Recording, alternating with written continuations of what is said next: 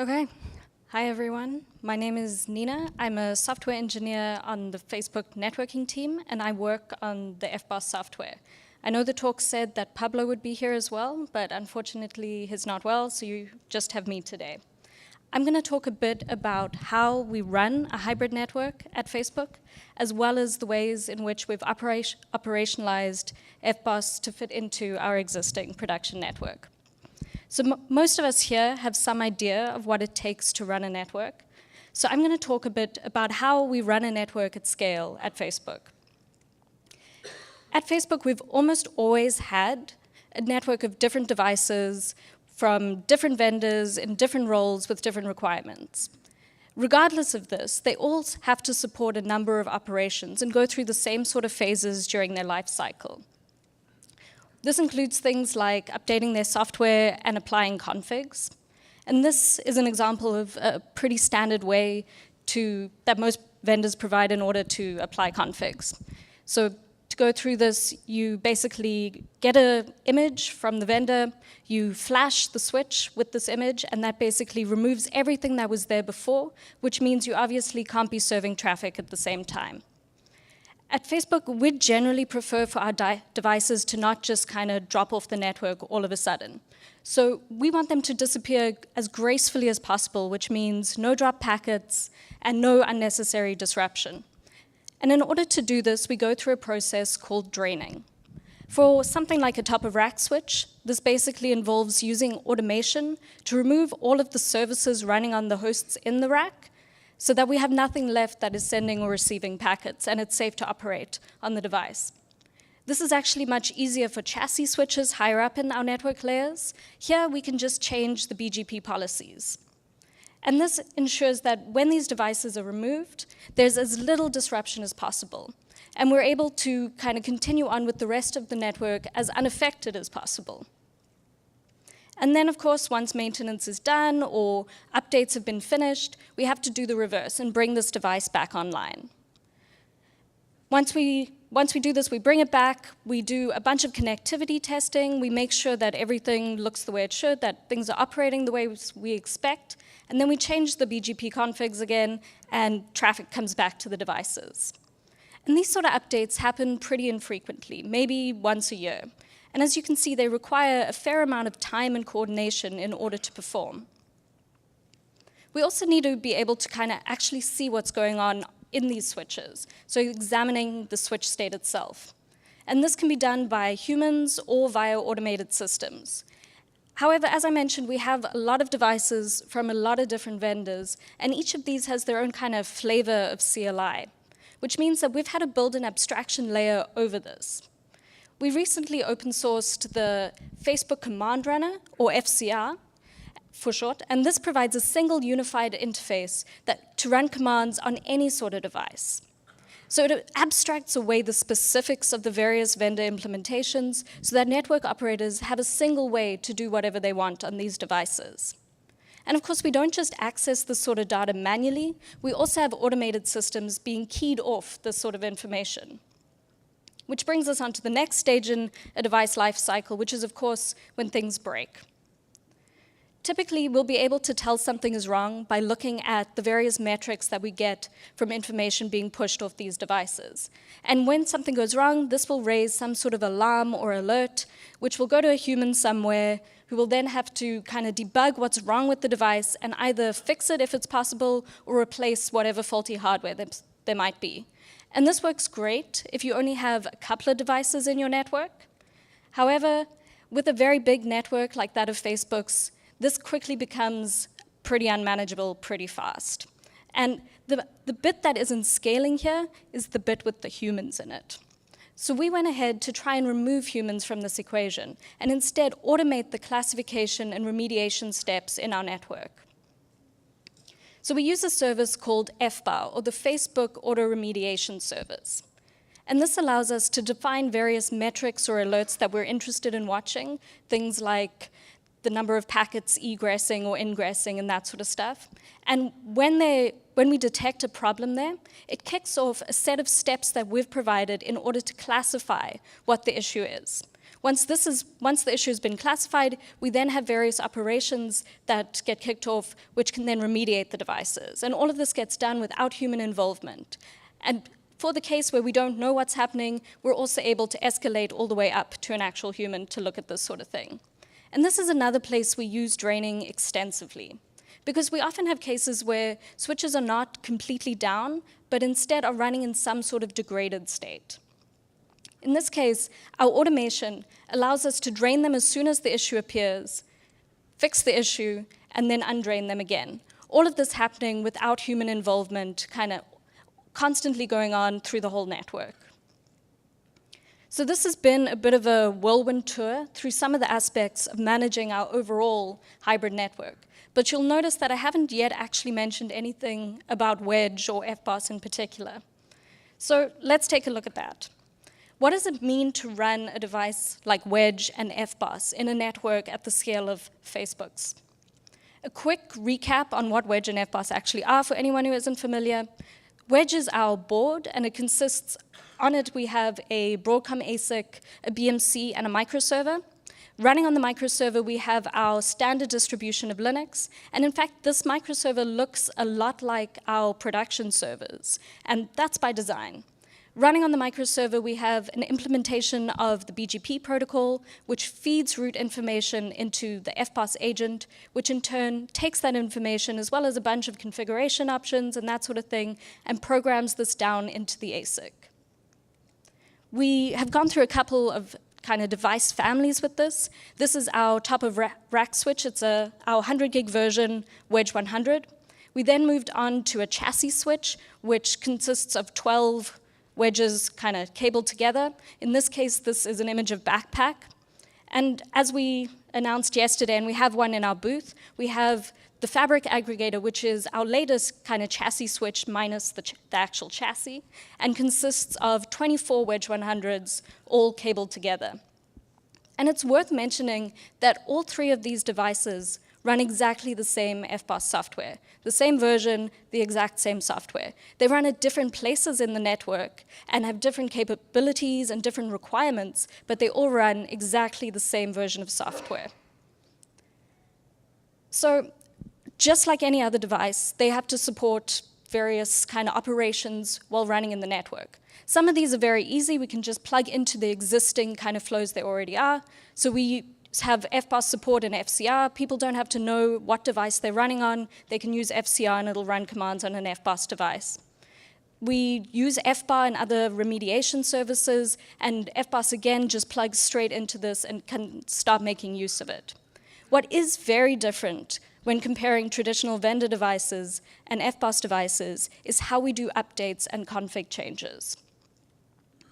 And this is because one of the ideas behind making switches look like servers is to treat them like servers. And so in this case, I mean regular updates on the order of weeks instead of years. In order to do this without annoying pretty much all of our network users, we needed to find a way to do this without disrupting traffic. In other words, to be able to continuously forward packets even while doing an update.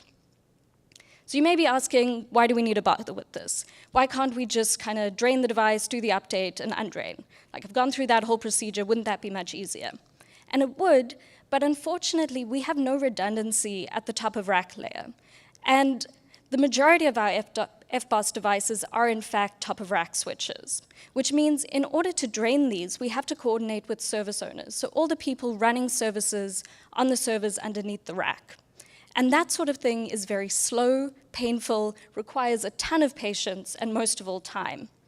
And that means that if we want to update our switches very often, actually stopping traffic is a non-starter, because we can't go through this process every time, because we won't get the update frequency that we're looking for. So in order to avoid this, we take advantage of a feature from the Broadcom chip, which is called warm boot. And this allows us to update the binary without actually changing the forwarding state of the chip itself, which means that we can continue forwarding packets while we change and update the running binary. Okay, so now we have a way to do our updates without disrupting traffic. But how do we actually go about doing this? And kind of more importantly, how do we make sure that we don't break everything while doing this. And again, this is where we emulate what's done for Facebook servers. So Facebook servers have deployments run across them at a very large scale all the time. And they do this using standard large-scale kind of procedures. And one of these is to canary out changes. So when I say canary here in this context, I mean it refers to taking our latest changes and applying them to a small number of devices very often. And in our case, we do this daily. We would much rather break a couple of switches frequently rather than all of our switches once. So once we've deployed our daily canary, we monitor the health, we check for disruptions in the network, and once we've validated the binary that's running, we then we prepare for a wider release. And we do this by applying the same principle. We take the binary, we apply it again to a small percentage of our switches in the least vulnerable parts of our network, again monitor kind of network performance, check for disruptions, and when we're confident, we continue on to a larger percent, all the while continuing to monitor the network for signs of disruption and so on. And we continue this canary, monitor, repeat process until the new version is rolled out everywhere. And then, of course, we start rolling the next one. So I mentioned kind of in passing that we monitor our releases, and it's worth digging in a little bit here to take a look at what exactly I mean. So we have specific dashboards that we look at for our various deployment stages, and this allows us to very quickly gauge the state of how a release is going. So we can easily compare performance of our new version compared to our previous version. We have an easy way to look at the various important network statistics for just the hosts that we're deploying to and compare them to what we expect to see if need be. And this kind of provides us with an easy way to gauge the state of our overall release. And we have incredibly strict margins for when deploying in terms of what we consider a deployment success. So in terms of things like transient traffic disruptions, which is a sub-second period, say, where you can't reach hosts in a rack, we consider a deployment a failure if more than 1% of our fleet experiences these sort of outages. For disruptions longer than this, or that kind of cause things like BGP route churn, we consider a deployment a failure if more than 0.1% of our fleet experiences this. And despite this, and in fact, indeed because of this, we're able to confidently and reliably deploy to all devices across all network roles, all roles in the network every 2 weeks. And this sort of staged rollout catches issues fast, which means we're able to roll out changes much faster and with much more confidence than before. So I've spoken a bit about the how here, but observant listeners will have noticed that I haven't really mentioned the why. Why do we need to roll so often? What are we gaining here? And the basic premise here is that the more often we're able to deploy, the faster we're able to get features and fixes out into our fleet. And the faster we're able to move overall. We don't have to get everything perfect for that one giant release that's going to go out. Instead, we can iteratively release bits of our features in order to test them as we go and learn from these deployments. We were able to do things like try new routing protocols and topologies, where adding these sort of features adding and releasing them takes weeks instead of years. And we can quickly prove or disprove hypotheses without having to invest too much time and effort into them. We can customize and improve our monitoring and the amount of information we're able to retrieve from the network. And this allows us to do things like increase the resolution of our metrics or track new counters for some new feature. And all of this integrates perfectly into the existing Facebook infrastructure because we control the entire flow of data from the chip all the way up. This, of course, means we can build better tools, allowing us to automate more and more of our network operations in smarter ways, meaning, of course, less humans. And finally, there's planning for the unthinkable. With a network at the scale of Facebook's, the question of large-scale outages becomes a question of when rather than if. And because we already have all of this existing infrastructure in place, if we really needed to, we could roll out a fix or some kind of push to the entirety of our fleet in under an hour with a minimum amount of disruption. And the whole process that we go through in deploying is kind of designed to guard against this sort of thing. Again, we would much rather break a couple of things often rather than everything all at once. Okay, so I've gone through a bit about how we've operationalized FBOSS and how we go through its various deployment cycles and that sort of thing. So let's zoom out a little bit and look at how it fits into the broader Facebook network. The vast majority of FBOSS devices, the vast majority of top-of-rack switches are now FBOSS devices. And we're rolling out Backpack and the Fabric Aggregator at an increasingly fast rate. FBOSS makes up a considerable amount of the Facebook network, and this percentage is just growing and growing. So I've spoken about how we integrate FBOSS in, but not yet about who is actually responsible for these devices in production. The typical kind of traditional view of this would be to treat FBOSS and Wedge like a vendor. We create the hardware and software and then kind of hand it off to network engineers who then run the network as a whole. They deal with the failures and we work on the next version. We wanted to try something a bit different with this project. And so instead of just having network engineers on call for these devices, what about having the people who actually create them, who create the hardware and write the software, instead manage these devices in production? So that means things like FBOSS software engineers like myself are on call for these devices in production. When things break on an FBOSS device, someone on my team gets called in to try and fix it. We also have hardware engineers on call for the devices that they've designed. There's no kind of throwing things over the wall here. The people who create these devices have to see them all the way through production. And this may seem kind of like a necessary load on hardware and software engineers who could potentially be doing something else. But by doing this, we shift the priorities within these teams towards features that improve the overall network reliability. As a software engineer, if something keeps breaking on one of these devices, I'm really incentivized to actually go and fix it because it's annoying and it's taking up my personal time. So I don't need to wait for someone else to come in and kind of convince me that this is an issue, because I know it's an issue because I'm dealing with the operational and kind of production nature of these devices every day.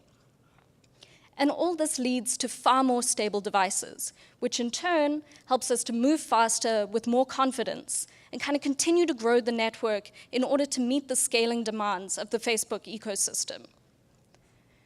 At Facebook, Wedge and FBOSS is not just about a different way to design switches. Rather, it's about a completely different perspective on how to operate a network like this. And so far, it seems to be working. Thank you.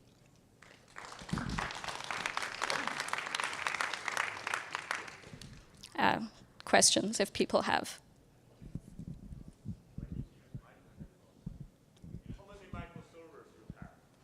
He asked, how many microservers do we have? We have, I'm not sure, tens of thousands.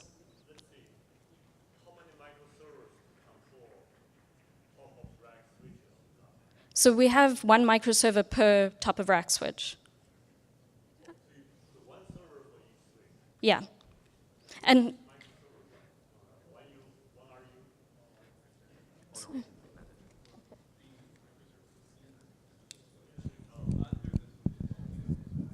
you? okay. Any other questions?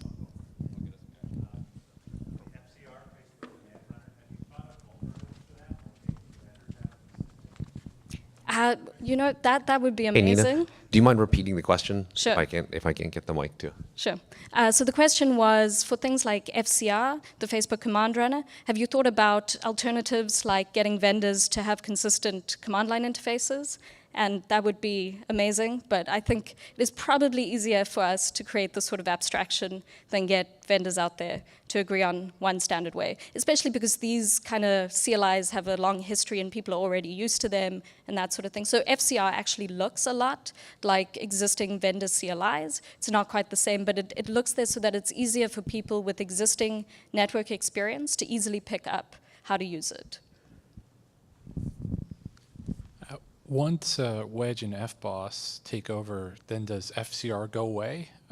Is it any use past just managing the various other switches out there other than the two? So FCR is also used to manage FBOSS devices. We have a separate kind of command line interface if you want to access more information on FBOSS devices, but most network engineers coming in, they're already used to the sort of interfaces that FCR provides, because when you log into an FBOSS device, you're actually logging into a Linux operating system, so it doesn't have that sort of interface. So we'll continue to have FCR around because it helps people ramp up really fast and be able to operate on these devices pretty quickly. And then continue to develop whatever CLI we have with FBOSS so that people can get more specific information for those devices if they need it.